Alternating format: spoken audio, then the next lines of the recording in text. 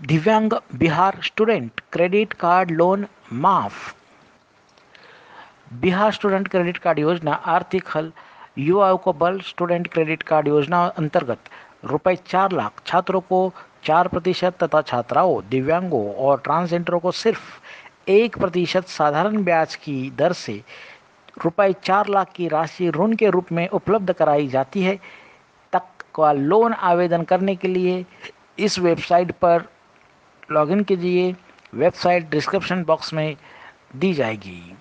7 निश्चय युवा अनुपम mission Bihar government धन्यवाद।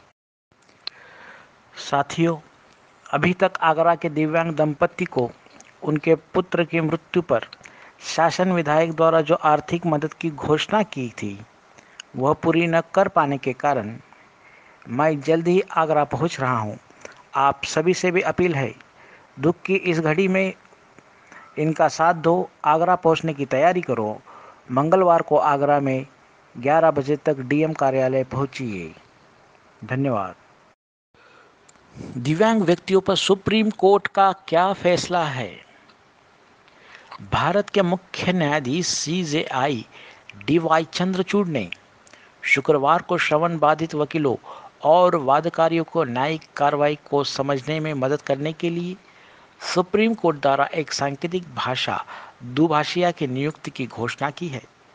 सीजेआई ने कार्रवाई की शुरुआत में कहा, आज हमारे पास एक दुभाषिया है जिसे सुप्रीम कोर्ट ने नियुक्त किया है। एक वकील ने कहा, यह एक ऐतिहासिक क्षण है।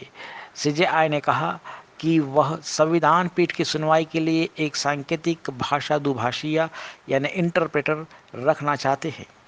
22 सितंबर को सीजेआई की अध्यक्षता वाली पीठ ने विकलांग व्यक्तियों पीडब्ल्यूडी के अधिकारों से संबंधित एक मामले में सांकेतिक भाषा दुभाषिया इंटरप्रेटर वकीलों और बार निकायों ने इस पहली की काफ़ी सराहना की और सुप्रीम कोर्ट ने एक श्रवण बाधित वकील को सांकेतिक भाषा दुभाषिया के माध्यम से एक मामले पर बहस करने की अनुमति दी गई है। धन्यवाद। दिव्यांग क्या करता है? दिव्यांग का मतलब क्या होता है? लंदन। एक बार जब कोई इंसान व्हीलचेयर पर पहुंच जाता है तो उसके हौसले निश्चित रूप से कमज़ोर पड़ जाते हैं।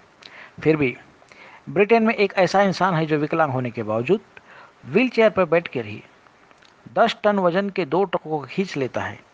अब डेविड वॉल्स की इच्छा दुनिया के सबसे ताकतवर विकलांग का खिताब जीतने की है। उनको उम्मीद है कि इस साल वह निश्चित रूप से विश्व के सबसे ताकतवर विकलांग इंसान का खिताब अपने नाम करने में सफल हो सकते हैं। 3 बच्चों के पिता डेविड वॉल्स को 2012 में मल्टीपल स्क्लेरोसिस का पता चला था।